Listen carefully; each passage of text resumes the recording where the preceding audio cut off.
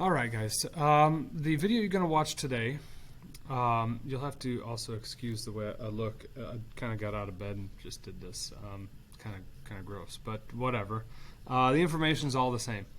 The video you're going to watch today describes a statistical analysis that you're going to need to do to interpret how quote-unquote good your fruit fly data is. How well the experiment ran is one way that you could look at it. Another way that you could look at it would be to say, does my data indicate to me that something is amiss with my experiment? Did something happen that I wasn't expecting? Was there some kind of outside interference, something non-random that made my data look worse than it should have? Okay, so this statistical analysis is called the chi-squared analysis. And in our fruit fly labs, we're using the laws of probability to determine possible outcomes of genetic crosses. And with anything that is more or less random or has probability associated with it, we have to understand that we aren't going to necessarily achieve exact expected numbers when we do our actual experiment. Okay, so this chi-squared analysis is a way for us to analyze the data to tell if things are what we would expect or if something else happens to be in play. Now, one of the things that, if you have taken probability and stats, you may have heard of the term null hypothesis. And a null hypothesis is a statement that effectively drives your analysis of the experiment, kind of drives the experiment as a whole, okay? And it states that there should be no substantial statistical deviation between observed and expected data given by an experiment. That's what we call null hypothesis. And basically, it's a statement that you are looking to prove wrong. Okay, is effectively what you would do. Now, oftentimes, null hypotheses are accompanied by something known as an alternate hypothesis, in which case, if you rejected the null hypothesis, you would then accept the alternate one. But in this case, we are looking to just either accept or reject the null hypothesis that we'll come up with. And I'll talk about what that actually means here in a minute, okay? But the null hypothesis for our fruit fly experiment is basically always going to be the same. For us, for you guys, you're going to put together a lab report, kind of like an official lab report. So the one time you'll do this, this semester, this whole year really, you'll do them individually, and everybody will effectively have the same null hypothesis with maybe one exception. Okay. And that null hypothesis is stated right down here. So I don't know if you want to make note of this, or when you get the actual PowerPoint, make a note to highlight this or whatever. But the null hypothesis, the statement that drives this experiment, should state there will be no difference between the expected phenotype ratios of fruit flies and what we observe for a blank cross. And so when we get into an understanding of what it is we're actually testing, you'll fill this blank in with one of three statements. You're going to either fill it in with a monohybrid cross, a dihybrid cross, or a sex-linked cross. Okay, and so what you're going to try to do is run the numbers and crunch the data so that hopefully the cross that you chose as the one that dictates how these traits are being passed from generation to generation in the flies, the cross that you chose is supported by the data. Okay? And that should have been, yeah, I think that's I want to see that. So we'll wait till that thing disappears.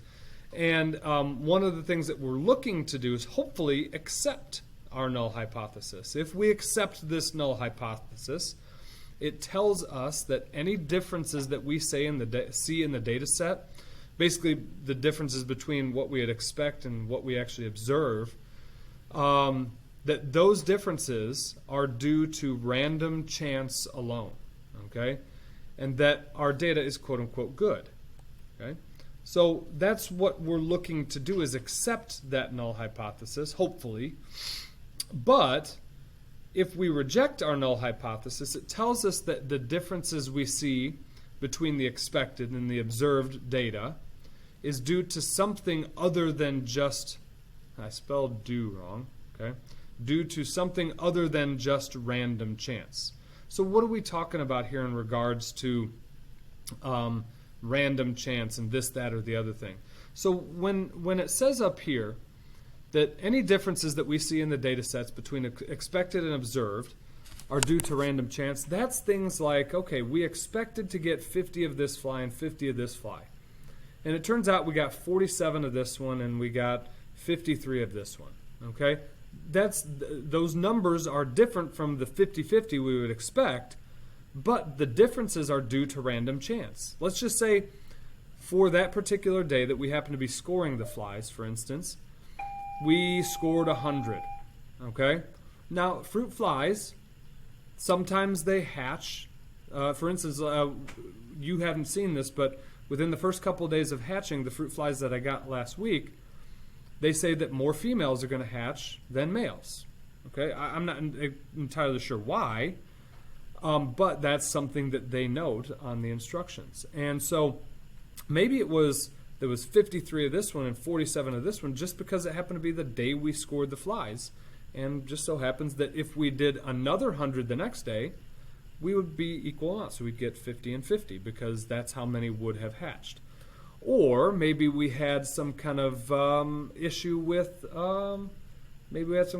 escapees. Okay, maybe we ended up having 53 here, but we had to kill 6 of these because we had to smash them because they were about to escape or something like that. And we just so happened we killed 6 of this phenotype.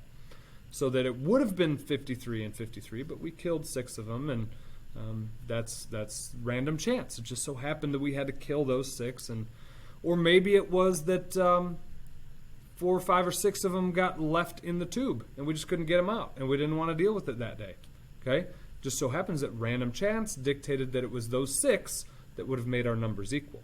Okay, now on the other hand, okay, if our numbers were off, let's say we expected 50 and 50, but we got 75 and we got 25. 75 of these and 25 of the others. That might say something like, oh man, there is definitely something else going on here for why we got 75 of these and 25 of these. Okay? And this would have possibly been some kind of statistical test that Thomas Hunt Morgan would have run when he's expecting to get 500 of each fly, but he gets 1,500, and 500 and 500, whatever it might have been, right? That might have been a test that he ran. It's like, oh my gosh, something non-random is in play here. So with regards to what this means for our fruit flies, if we accepted our null hypothesis, it means our hypothesis is supported by the data, okay?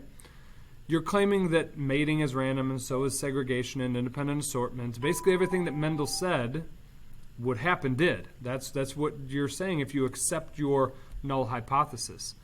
But if your hypothesis is not supported by the data, in other words, it's rejected, you're seeing that this deviation between something observed and expected is really far apart from what we would have wanted, right? And that maybe something non-random is in play. Maybe that something non-random happens to be sex linkage, or just the fact that some genes are linked on the same chromosome. Okay, this is all stuff we've already kind of talked about.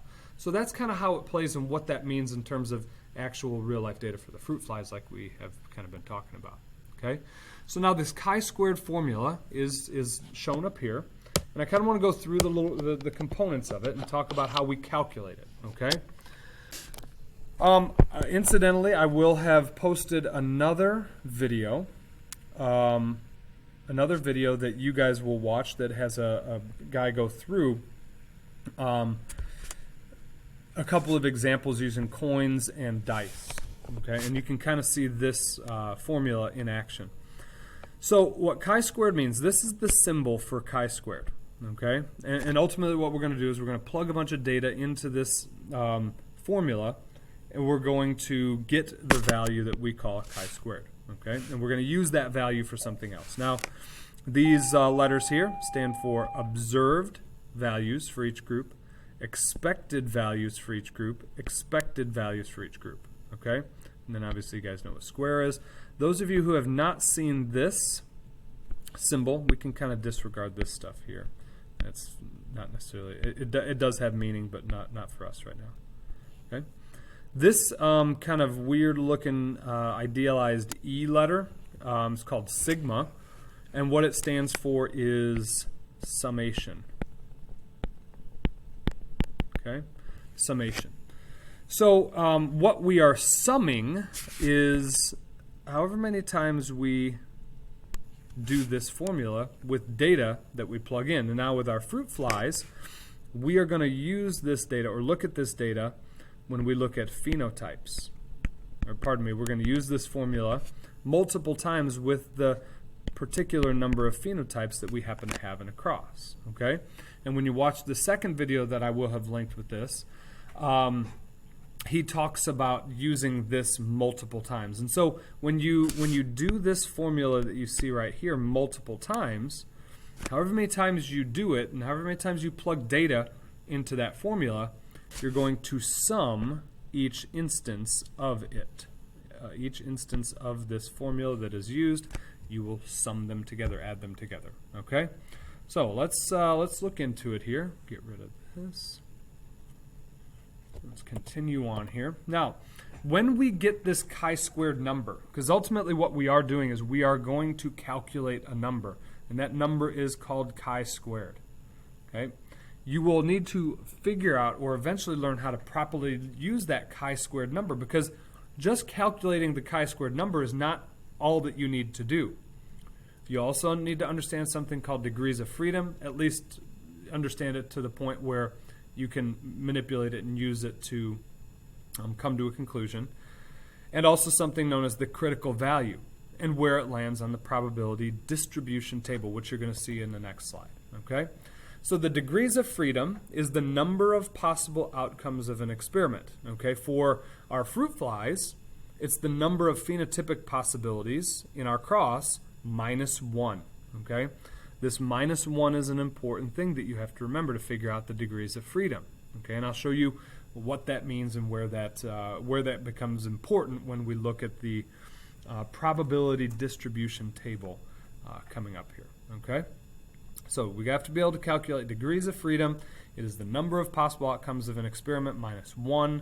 For fruit fly experiments, those are phenotypic possibilities in your cross. If we are tossing, for instance, coins, right? There are two different possible outcomes of a coin toss. There's heads and there's tails. There are two possible outcomes. Minus 1, we have 1 degree of freedom when we're running chi-squared analysis on coin flips, okay, for instance. The critical value is something known as the p-value, or it is the p-value at which a particular data set would yield either an acceptance or rejection of the null hypothesis.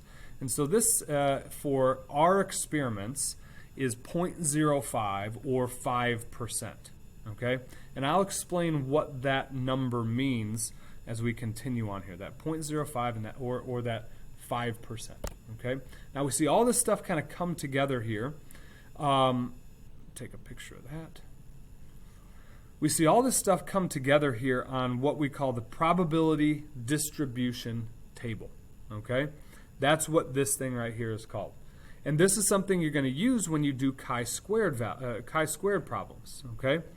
Now, all of these numbers that I'm going to box in here, all of these numbers that are distributed throughout this table are chi-squared values.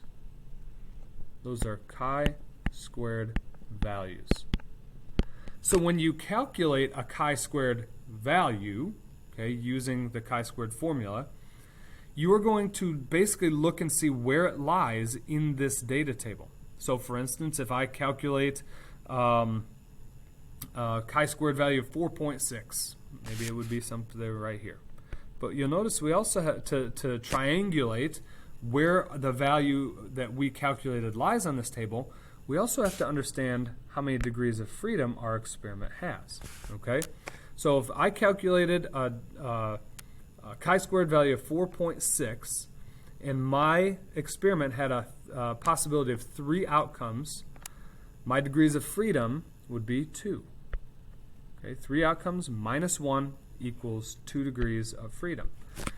And so you have to figure out where your degrees of freedom are, and then you have to go along this row until you find where your value lies. Okay? And so that value of 4.6 lies right here. Now that's not everything that we need at this point. We really have to understand not only where our chi-squared value lies on this table, but where it lies in relation to our critical value. And that critical value we see is highlighted. It's not really highlighted, it's bolded here. They've bolded it, okay? And I'm kind of outlining it now in the red. Okay. That whole column illustrates the critical values for all degrees of freedom up to 10, okay? And so now we have to figure out where does our chi-squared value with 2 degrees of freedom lie in relation to the critical value column, okay? And we notice that it lies in this region right here to the left, which tells us that we should accept our null hypothesis, okay?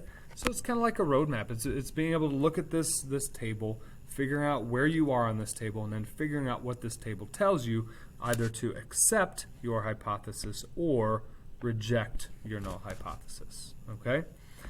Now, when scientists or mathematicians came up with this chi-squared value test, they set this limit, this critical value at 0.05 or 5%. I'm not real sure why they did that, because we're going to talk about what that value actually means here in a little bit, and you'll be like, oh man, that's weird that they would have set it so low. For whatever reason they did, but we don't need to worry about that type of stuff. We just need to worry about how to, interpret what's going on with the table. So let's do another one here. Let's say that I calculated a chi-squared value of chi-squared value of 9.03, and let's say I did that with 2 degrees of freedom.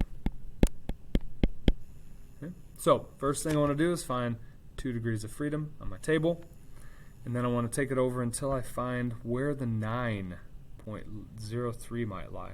Okay.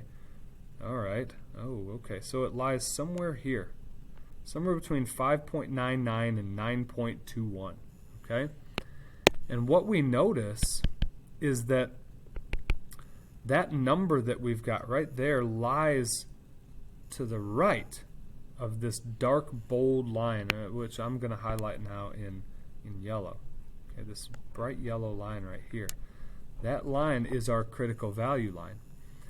It is to the right of that line, okay? And so what it tells us is that we should, if our data yielded this chi-squared value with 2 degrees of freedom, that we should reject our null hypothesis. And so what that tells us is that our data was pretty far off of what we would expect. And not only that, but our data indicates to us that there's something non-random going on with our experiment that caused our data to skew so far from what was expected. And we don't necessarily know what that is, but we know it is something, okay? And so what we've got here is we've got our chi-squared value land somewhere between the p-values of 0.05 and 0.01. All right. So that's how we use this distribution table. And that's how we can take this chi-squared value that we are calculating and get some kind of confidence in what we are looking at with our data. Now, when we're looking at our a way to report this, kind of an official way of reporting this to make it sound right and get all of our numbers that we've calculated and our interpretation of the data table, when we get all that into one statement, it should look something like this. Okay? This is something that I would really appreciate that you use in your lab report. I'm kind of giving this to you. Okay? And all you got to do is fill in the blanks once you've calculated your chi-squared value for your fruit fly lab, okay? With blank degrees of freedom, so that's something you'll calculate. My chi-squared value is whatever, okay? In the previous example, it was 9.03, which gives me a p-value between blank and blank, okay? In the previous example, it was 5% and 1%, 0.05 and 0.01. I therefore rejected my null hypothesis. This was based on my last experiment. So you're going to run your data. You're going to run it through the chi-squared formula. You're going to get your chi-squared number. You're going to calculate degrees of freedom, take all that information to that probability distribution table, and then fill in this this formulaic sentence. Okay, it puts everything, all of your interpretation, your statistical interpretation of your data in one sentence. It tells you everything you need to know. It's kind of nice to just know what's there. So let's look at this in an actual fruit fly cross. Okay, this is from a simulator that they used to have. It's flash based, so it's dead now. But what it does is it takes two F1 flies, male and female flies, that are wild type for all traits, and the traits we happen to be looking at here are body color, either yellow or black, and eye type, either having eyes or not having eyes. Okay, having eyes is dominant, having yellow body is dominant. Okay, and we're going to assume that the flies are heterozygous. The F1 flies are heterozygous for this. Now, if we did a Punnett square for a dihybrid cross that is heterozygous for these particular traits, and you can verify this if you want. I'm not going to do all the math and do the Punnett square. But you could expect that we would have a phenotypic ratio of 9 to 3 to 3 to 1. Okay? And that's your stereotypic phenotypic ratio when you cross two heterozygous individuals for a dihybrid cross. Okay, that's what you would expect. And so the real numbers that we got when we ran this are right here. Okay, so I'll refer back to those here in a second. But here is what we would have expected if we were to run this cross and if everything Mendel told us was true. Okay. Now, let's conduct the analysis. Let's go ahead and do it. And on this right side of our data table, we see the observed data. Okay? On this right side of the data table, we see the hypothetic or expected data. Okay? You might be asking, how in the heck did we get this expected data? What we did is we took the total.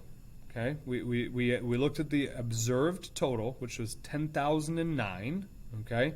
We took that observed total and we multiplied it by 9/16.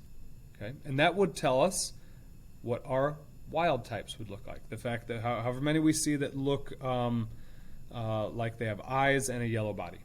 Okay? For instance. Then we take 3/16, because that's the 9 to 3 to 3 to 1, right? 3/16, 3 out of 16 flies should look eyeless and yellow-bodied. Okay? And so if we take 3 over 16 and multiply it by 10,009, you should equal about 1877. Okay? So we would expect to see 1,877 flies. Close. We're only like 4 off. That's pretty good. The other 3/16 would be the ones that have eyes with black body. Okay? And we take 3/16, and multiply it by 10,009 total, and we get 1877. We're pretty close. Okay? The ones that are double recessive, eyeless and black body, should be the least numerous. They were 1 in 16. Okay? 1 out of 16. So we take 1 out of 16, multiply it by 10,009, and we get our expected numbers, which is 626. Again, only 4 off, so that's pretty good stuff. All right? So now we've got a data set that shows us what we would expect and also what we actually did observe, and we can figure out the chi-squared value, okay, by plugging all of those numbers into this part of the formula, okay, observed minus expected squared divided by the expected. We do that for each phenotype that we saw, okay, so we do that for this phenotype, double wild. Okay, 1 wild, 1 recessive, 1 wild, 1 recessive, and then double recessive. We do that for each one of the phenotypes, And the math, if you want to go through and do the math, go ahead and pause the video and see if you got about what I got, okay? So for each time we did this formula with each phenotype, we have them listed here. Okay, so we ran it, there were 4 different possible phenotypes, so we ran that formula 4 different times, and those are our results. Now again, we got to remember that we have this summation, okay? That summation symbol tells us we are going to add every instance in which we did this formula, and they are all listed here. So let's go ahead and add them all together. Boop, bop, boop. Plug it into the calculator, and we get 0.3. So our chi-squared value at the end of all of this is 0.30. Now we have to figure out how many degrees of freedom. Okay, we have to figure out, okay, how many possible phenotypes were there? There were 4 possible phenotypes that we expected. There were 4 possible phenotypes that we looked at. And now we take 4 minus 1 is 3. Okay, so we have 3 degrees of freedom. All right, let's look at our distribution table. All right. So we had 3 degrees of freedom. We had a chi-squared value of 0.3, so that lies like right here. Okay, there's a number that they don't put here, and it's 100% or 1. Okay, so that's where we are. Our number, our chi-squared number of 3 or 0.3, pardon me, lies at almost the highest confidence that we have that our data was good, that our data was only skewed by random chance. Okay? So when we report that chi-squared data again, we're going to just plug in the numbers. With 3 degrees of freedom, my chi-squared value is 0.3, which gives me a p-value between 100% and 95%. I therefore accept my null hypothesis, okay, because that value lay somewhere up here, okay, on this side of the table. So that sentence, again, when we do the actual lab report, is going to go in the results section of your formal lab. So make sure you kind of pinpoint this as something important that you can just copy and make your life a little bit easier as you work your way through. Your explanation of the significance of this data would go in the discussion section of the formal lab. Now, a discussion of this data and what it means is outlined right here. What the heck? Oh, that means it's the end. Okay. The p-value that we read off the table places the chi-squared number of 0.3 very close to 95%. Okay? It placed it somewhere between 100% and 95%. And so we've been talking about these p-values, this 0.95 or this 95%, and the confidence or the critical value of 0.05 or 5%. Okay? And so that has to have some meaning to you as well. Otherwise, it's just numbers in a vacuum, and you're like, oh, I'll do whatever he tells me to do, whatever, so it'll get me the grade. But I'd like you to have an understanding of what that actually means. So when we read this, and our data gives us a chi-squared number of 0.3, and it puts us at this p-value of 95%, what that means is that 95% of the time, when our observed data is that close to our expected data, and it was close. There were, when we had 10,000 individuals, to have numbers that were that close, some of them were only off by 4. When our observed data is that close to our expected data, that deviation is due to random chance. Okay? It was the fact that maybe if I'd have come back the next day and scored flies, experiments got to stop sometime, right? If I'd have come back one more day, maybe I would have found those 4 flies that made all the numbers work exactly right. Okay, but I didn't. And just random chance that I stopped collecting fly data at that point. Okay, and so therefore we can accept that null hypothesis that states there's not going to be any statistically relevant difference between our observed and our expected data. That's what we are accepting when we accept that null hypothesis.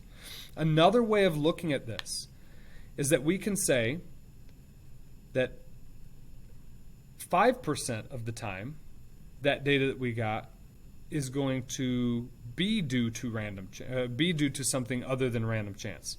So we can say with a 95% confidence the data was deviating from our expected numbers because of something random. But there's always that 5% chance that maybe it wasn't random.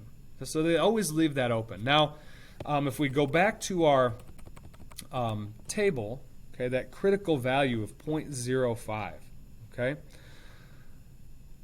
one way that you could interpret that is if you got a number of 5.99 at 2 degrees of freedom, okay, right here. What that means is that 5% of the time, when we get this data that yielded this chi-squared value, 5% of the time, the deviation is due to random chance. Okay, that's not a very big number, right? 5% of the time is due to random chance. That means there's a 95% chance that something non-random occurred. Okay, so that's how we can interpret these numbers, these p-values, because I think they are important to you understanding what might be causing some deviations in your data. Okay. Now, one of the reasons I've continued to put the word "good" into quotes to describe our data is because we're not necessarily looking to prove whether our data was good or not. We're looking to prove whether or not there was some kind of variation in the data that can be explained in some other way. Okay? So if think about what Thomas Hunt Morgan would have done, right? He would have gotten a chi-squared value that would have caused him to reject one of his null hypotheses, stating that his deviations were due to random chance. He would have got a thing that says, no, you reject this. It wasn't random chance. It was something else. Okay? At the time, maybe he didn't know what that something else was, but it turns out that that something else that's non-random was something very important. It was crossing over. It was gene linkage. So it's not necessarily to say, okay, my data wasn't good. It wasn't what I expected. I'm just going to throw it out and say I failed. The idea here is to get you to open your mind to say, my data wasn't good. I expected to get something else that I didn't get. What is the reason for the deviation in my data? And that's going to have you go back and look critically at your experiment. Maybe it was something you screwed up. It could have been. Maybe you just didn't do the experiment right. Maybe you realize I contaminated my fly vial with some of the ones from the urinal, right? Maybe they flew in here some random day and they mated with these guys and threw off my data. But maybe it's something revolutionary. Maybe it leads you to hypothesize even further and run further experimentation to figure out what it was that caused the deviation in the data. And if you're Thomas Hunt Morgan, you do that and you come up with some pretty astounding discoveries. And then you get a unit named after you. That's pretty cool, right?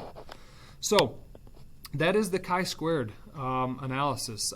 We are going to spend some time on this. I've got a couple of activities I want to do, and I'm hoping that you become proficient at it when we're done. But if there's any questions that you have about this or what it is that all of this represents, please ask, because I know that this is a component that will be found on my test in a couple of different aspects, and it is also something you will definitely see on the AP exam. Okay, so with that, I'm going to get out of here, guys. Have a good afternoon.